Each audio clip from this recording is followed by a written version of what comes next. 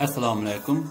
Anglab atqanlar Şinjan Yoshlar O'smirlar nashriyati 2008-yil 4-oyda 2-chi qatim nashr qilgan biografiyalik roman Qaynam o'rkishi. Avtori Abdulla Talib. 18-bob G'azab uchqunlari. Davomi. 3-chi. Lutfulla aka, dedi ofitser. Siz bu yerdamidingiz? Sizni bugun izlab chopmagan yerim qolmadi. Ofitserning qo'lida bir so'mka go'sht bor edi. U dushman tuanining topchi qism pay komandiri bo'lib, Lutfulla bilan uzundan beri sirdosh edi. U egiz bo'y, bastlik, tambal kelgan, bug'doy o'nglik, yuzi so'zonchoq, qo'shumuqash, qangsharliq, ko'zlari yo'g'on, yelkisi keng bir navqiron yigit edi. "Voy, Abduxoliqmisan? Salomat obdan turdingmi?" dedi Lutfulla va uning bilan qizg'in qo'l siqishib ko'rishdi. "Nashta qildingizmi?" sordi ofitser shoirdan. "Yo'q, bu yerga sahar keldim. Hozirgacha mushu dehqon akam bilan muңlashib turishim." "Paranglaringlar oxirlashdimi?" "Oxirlashdi", dedi shoir bilan dehqon tanglar. "Undaq bo'lsa yuring, nashta qilib olayli." Ofitserning taklifiga binoan Lutfulla dehqon bilan xayrlashib mandi. Ofitser bilan Lutfulla maslahatlashib, oxiri suyum qonning chinaqatisini bergach, uning uyida sho'rib silib ichishmoqchi bo'lishdi-da, udulla shu yerga mingishdi. "Balli", dedi Munirdan bilan zavqi bularni ko'rgandan keyin o'rinlaridan turishib, "Ajab obdan soatda yetib kelishdinglar. Yuqori chiqinglar. Biz mohilala kelib turishimiz. Ta'linglar bor ekan, go'sht pishqanda ustiga kelishdinglar", dedi Suyumqon. Lutfulla bilan ofitserga chaqchaq qilib, "Yaxshi mehmon quruq kelmaydi", dedi ofitser so'mkasidan go'shtni ilib va ayolga sunib. "Yaraysan bayqushlar." Suyumqon yana chaqchaq boshladi. "Biz bayqush emas, Manas Batur", dedi ofitser. "Manas Baturning ostida duldul, qo'lida o'qyasi bo'ladi." Uzun o'tmay Bozixonga 35 yoshlar qarsini olgan, xili kayib bo'lib qolgan bir kishi daldanlab kirib keldi. Semiz, suzuk bug'doy o'nglik, qush burun, o'ttiri bo'y kelgan bu odam issiq uyga kirishi bilan tang dugujub yiqilg'ili tas qoldi. Uning yuz ko'zlari qizirib ketgan edi. U kang supisiga yaqin qo'yilgan ustalga berib o'ltirib bo'lib qayta o'rnidan qopdi-da, mehmonlarga bir qo'rdan sinchilab qarab, "Men har birlarining oldida nomaqul mehmonlar, ko'zim toza ko'rmaydi. Hili har birlarini ko'rolmay qilibdiman. Afu qilisizlar. Anglasam ko'zga bo'za payda qilmish. Shunga bu yerga kirgan edim.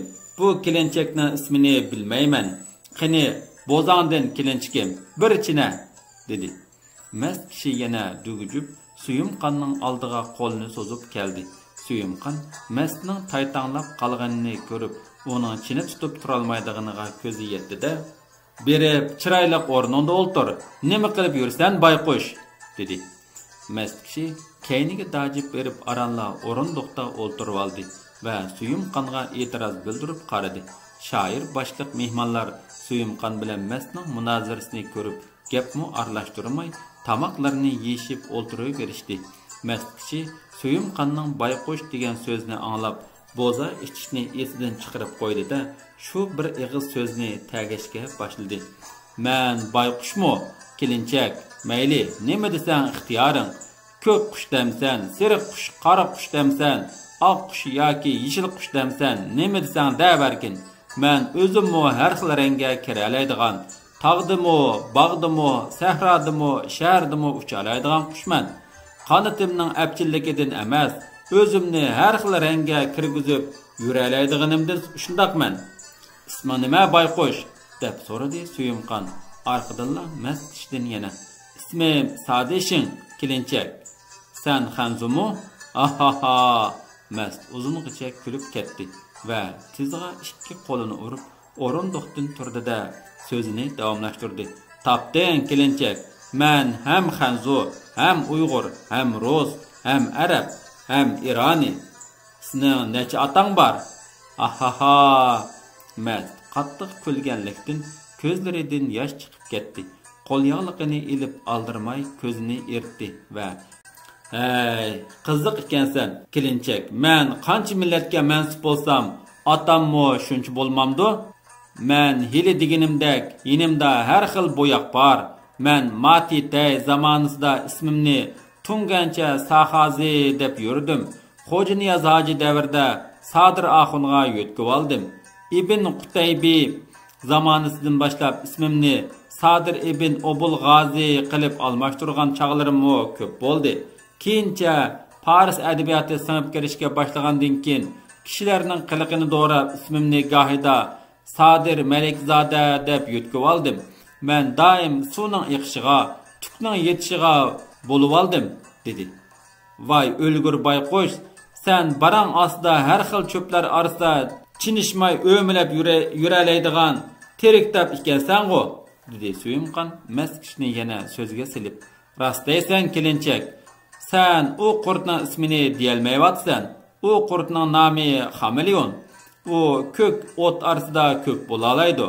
Seriq o't orasida seriq bo'la oladi. Degining to'g'ri. Men dal shu. Yana anglab tur. Men yana hiliqi Kiropatkin zamonasida ismimni Sadirov qilib yutkidim. Bugun mushu bozixonaga kirishimga sen kelinchak menga qirg'izcha Bayqush deb yangi ism qo'yib qo'yding. Ata qo'y so'yib bu yangi ismimni muboraklayman. Bugun Aqsuni Leodote Jao Tuanjang so'rab turibdi. Shunga ismimni Sadishin deb yutkidim. Buning nima yamini? Mang Bayqush, tutami yo'q erikkansan. Xotinlarning tutami bormidi? Mening qo'shnim menga o'xshash odatdagi xizmatchi bo'lib turganda, uning xotini mening xotinim bilan yaqin do'st edi. Qo'shnim hozir biraqla 3 daraja o'sib, cho'ng amaldor bo'lib edi. Uning xotinining holi 30 gaz o'sib, xotinim tugul menga qarmaydi. O'rin yutkeldi, so'rinmo yutkeldi.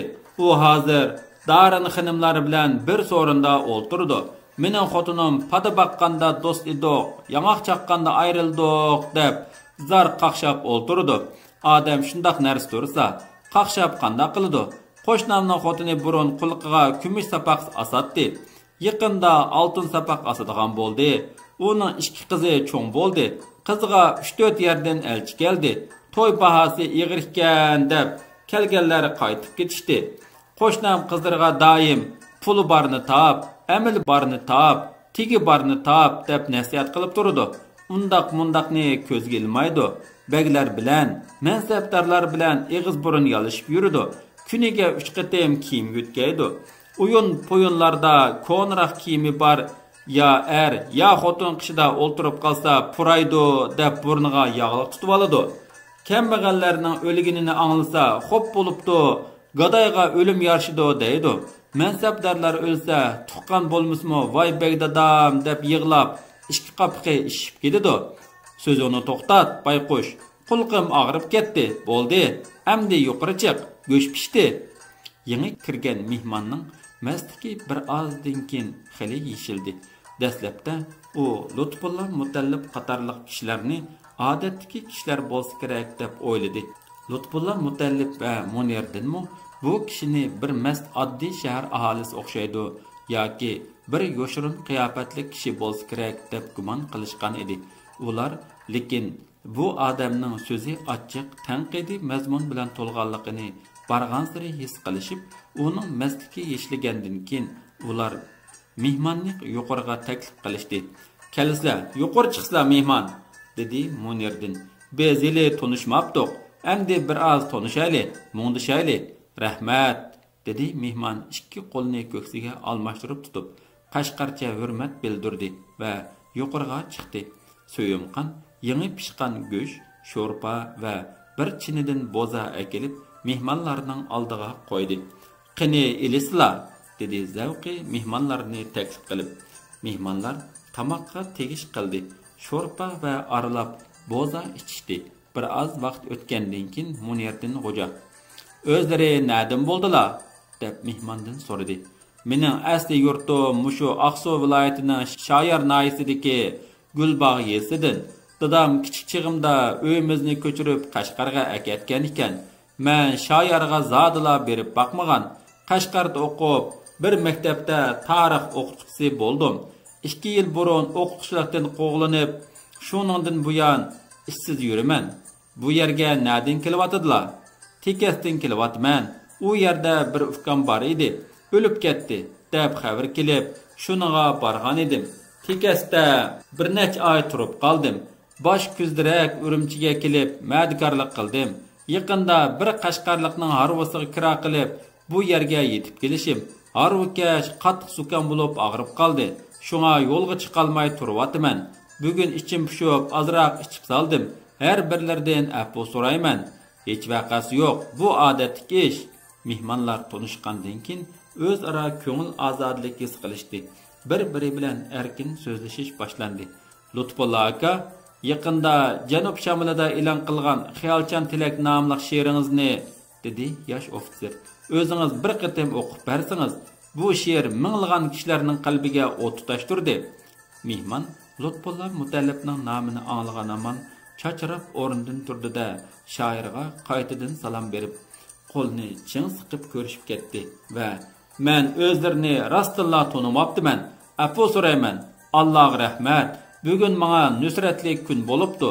O'zlarining didorini ko'rish Uyg'ur xalqi uchun shon sharaf. Meni bu yerga boshlab kirgan farishtalarga rahmat", dedi mehmon hayajonlanib, ko'ziga liqqida yosh oldi. Lutfulla Mutallib yanchuqidan Janub Shamlik gazetini elib she'rni undik o'qishga boshladi.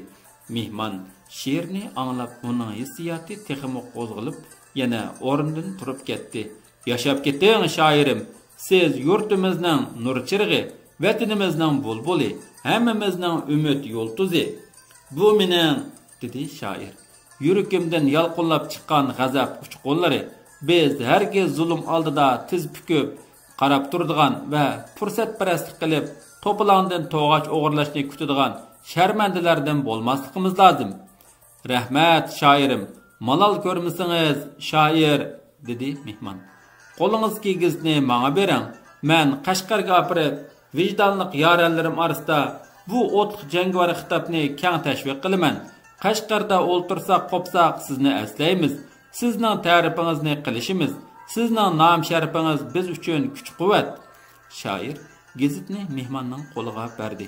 Mehmon gazetni qo'liga olib, Xiyolchan Tilak besilgan betni suyib ketdi va hayajonini bosolmay, oltin misralar, parlaq mazmunlar, jangovar xitoblar, seni o'qib qancha minglagan mazlumlarning yuragi to'lqinlanar. Tuman daryosi, Zarafshan daryosi, Yurunqash daryosi, Tarim daryosi qancha to'lqinlanar, dedi yana. Mehmon hayajon ichida gizni asta qatlab yanchuqiga soldi. 4. Bosh baharning o'ttirlarida Dolan daryosining ikki yoqasidagi keng zaminda qishdan asar qolmagan edi.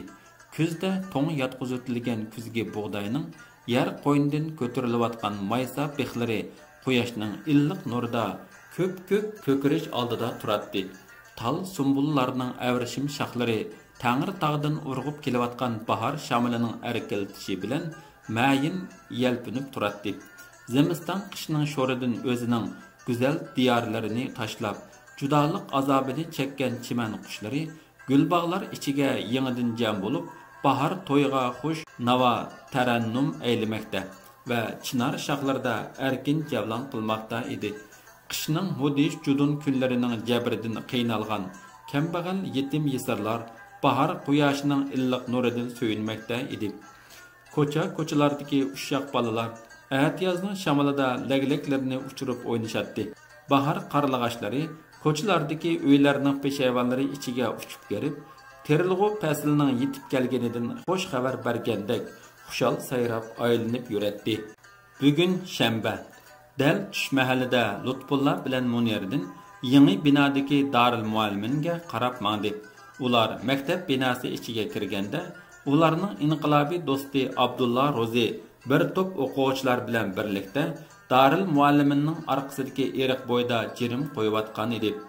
Lutfulla bilan Munirdan emgak maydoniga berib, jirim tikish emgakiga qatnashib ketdi. Ikkalan xillab ikki tal ko'chatni ko'tarib kelib, o'z qo'llari bilan eriqni ikki qishiga udul qilib qo'ydi. Jirim tikilib bo'lgandan keyin ular Abdulla Rozni ilib, mushu joydan g'arb tarafda 2 chaqirim keladigan Qizil ko'rik tomon mingishga tamshalganda, o'quvchilardan biri darhol: "Lutfulla aka, siz aran bir talla ko'chat qo'ydingiz. Uni chorva g'ajab qurtib amgikingizdan izi qolmaydi emasmi? Dedi chaqchaq aralash. Yo'q, undaq bo'lmaydi savaqdosh, dedi shoir. Arqasiga burilgan peti o'quvchining savoliga javob berib, biz bugun bir jup ko'chatni teran, sulmas qilib tikdik. Uni pat-pat kelib parvash qilib asraymiz. Uzoqqa qolmay u cho'nqur yiltiz tartib ko'klaydi. U chaqda uni hayvonlar g'ajabmi qurtolmaydi. Soğuq qo'llar chatapmi tugitalmaydi. Voy, undaqda ko'chdingiz avr-chavrlik bo'lib ketadi ekanda Lutfulla aka. Darvaqa shundaq, ustin kesib ketsa, yiltizdan yana ko'klab turaverdi-da, savaqdosh. Shoirning cho'nqur ma'nilik bu so'zlarini anglagan o'quvchilar paraqida kulishib ketdi. Lutfulla Munirdin Xo'ja va Abdulla Ro'zi emgak maydonidan ayrilib, Qizil Ko'vrik atrofini bir oz aylangandan keyin andin shahar ichiga qarab mandi. Ular Gulbog' darvozasidan kirib, Noillik sud mahkamasi oldiga kelganda, sud mahkamasi darvozasi oldida necha yuzlagan xalq to'plashib, bir kambag'al kishining arz shikoyatini anglayotganligini ko'rib qoldi-da, uchaylan darhol berib to'pning ichiga kirdi.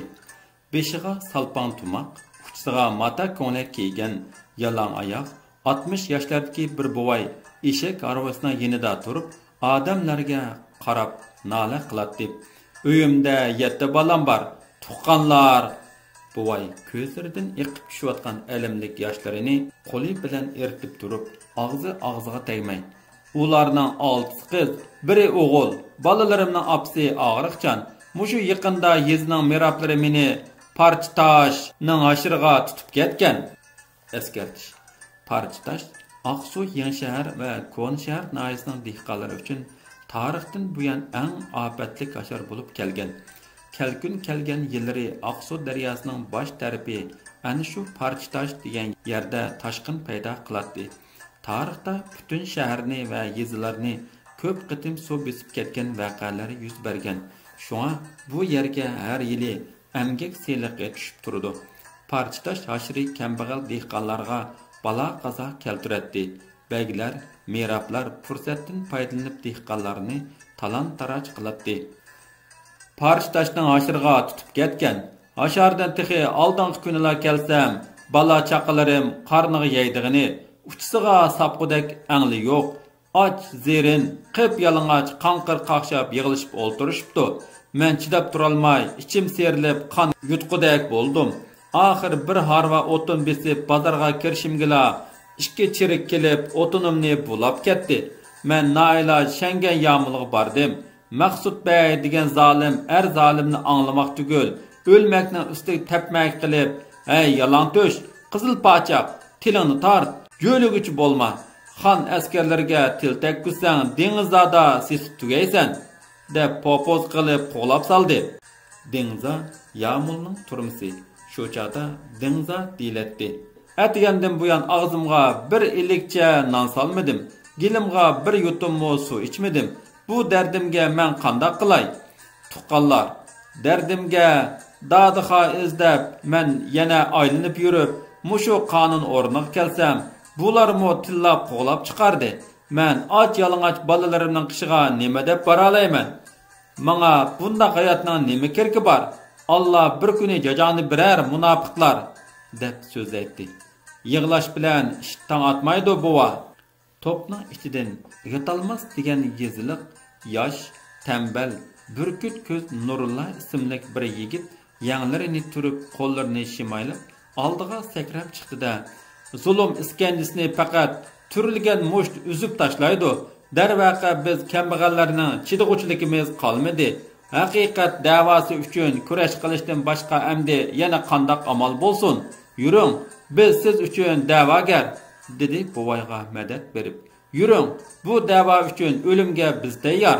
Nurullaning og'inisi Rustam ikkinchi bo'lib oldiga sakrab chiqdi. Biz hammamiz tayyor, yo o'lim, yo ko'rim. Xalq ommasi Van Chong bilan cho'qon ko'tarib sud mahkamasi ichiga bo'sib kirdi. Lutfulla qatorliq inqilobiy ziyolilar orqada turib isyonkor ommaga terak bo'lib, da'vo maydoniga omma bilan birga mandi. Yoshlar birdamning orliqida sud mahkamasi boshlig'i Tursunni uyidan tartib chiqdi. Sud mahkamasi hovlisiga akeldi. Dehqonlar tushma-tushdan savol qo'yib, Tursunni aloqzoda qilibdi. "Qani so'zla, kishining haqqini bermaslik jinoyatmi yo'q? Javob ber. O'g'ri bo'lganchiga jazo bormi yo'q? So'zla, qonunning majburiyati nima?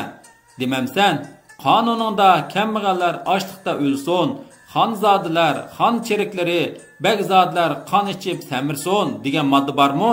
Xamsimiz kelgan Tursun Yuanjang dir-dir titrab, og'zi kalvalishib gap qilolmay, bechora holatga tushib qoldi. Xalq bo'lsa g'azbidan yonmay, cho'qon ko'tardi. "So'zla, buvayning haqqini ilib beramsan yo'q? Bo'ludi. Buvayga uvol bo'libdi. Men buvayning haqqini ilib beray. Qachon? Mana, men hozir sud mahkamasidan buvayning pulini berib turib, keyin o'zimiz bir taraf qilib olaylik." Tursun ishning ulg'ayib ketishidan ansiragan bo'lsa kerak, u sud mahkamasi kotiblarga buyruq qilib, 2 harva o'tin kelgudek pulni ochiq turdi-da, buvayning qo'liga tutqizdi va buvaydan afo so'radi. Buvay xalq ommasidan norozi bo'lib, xushalliqi ich-ichiga patmagan holda qaytib ketdi. Lekin sud mahkamasi ichidan xalq to'pi texi chiqib bo'lolmagan asnoda ondan ortiq qurolliq saqchi yetib kelib, ommaning oldini to'sib oldi. Bu chog'da allaqachon zavol tushib ketgan edi. Ahvolning jiddiyligini mo'lcharlagan Nurulla bilan Rustam kelib, Lutfullaga iltimos qilib, "Hozir kelgan qurolliq saqchilarning payli alfozi buzuq. Ular bilan bir qafas ilishib ko'rishimiz mumkin. Biroq sizni Munirden akini, Abdulla Rozni bu to'planga arqtirak bo'lg'uchlar deb qarab, eshakka kuching yetmasa ur to'qimini qilib olmasin. Sizlarga tuhmat chaplashga aranla turdi. Bu ishning huddisidan biz chiqa olamiz. Sizlar yon eshikdan asta ketib turinglar" dedi. Bu uchaynin dehqon do'sti Nurulla bilan Rustamning qoyil qilarliq so'ziga ko'nib, maydondan asta yurib ketdi. Rustam bo'lsa Lutfulla bilan Avat safari va Uchturpan safarida billa bo'lib, ikkalan eng yaqin sabdoshlarga aylangan edi. Lutfulla qatorliqlar to'pning ichidan ayrilib ketgandan keyin Nurulla bilan Rustam qarong'udan foydalanib, intayin chabdaslik bilan qavul yigitlardan 20 kishini maxfiy tashkilladi. Qurolliq saqchilar necha yuz odamning ichiga aralashib kirib, quroli bor gumonliq yot unsurni topmoqchi edi. Mushu maqsad bilan ular har bir kishini aqtirishga boshladi. Qarong'uda kishilar bir-birini tonimaydi. Rustam bilan Nurulla tashkillagan yigitlar planli holda saqchilarning atrofini qurshib oldi. Saqchilar ommaning o'rtasida muasira ishida qilishganligini tuyishmay, aqtirishni o'ktamlik bilan davom qilmoqda edi. Ommaning ba'zilari g'azabda, ba'zilari tashvishda turganda Rustam siqirtib belgi berdi. Oldi bilan tashkillangan 20 yigit saqchilarga tushma-tushdan qo'l soldi va ularni yerga yiqitib payxon qilib dastlab, hammasining ig'iz burunlarini maqchaytiribdi. Inqilobiy amma tarqalib ketganda qo'rchoq saqchilarning hammasi qonga milinib, chala o'lik bo'lib yetib qilishgan edi. 18-bob tugadi.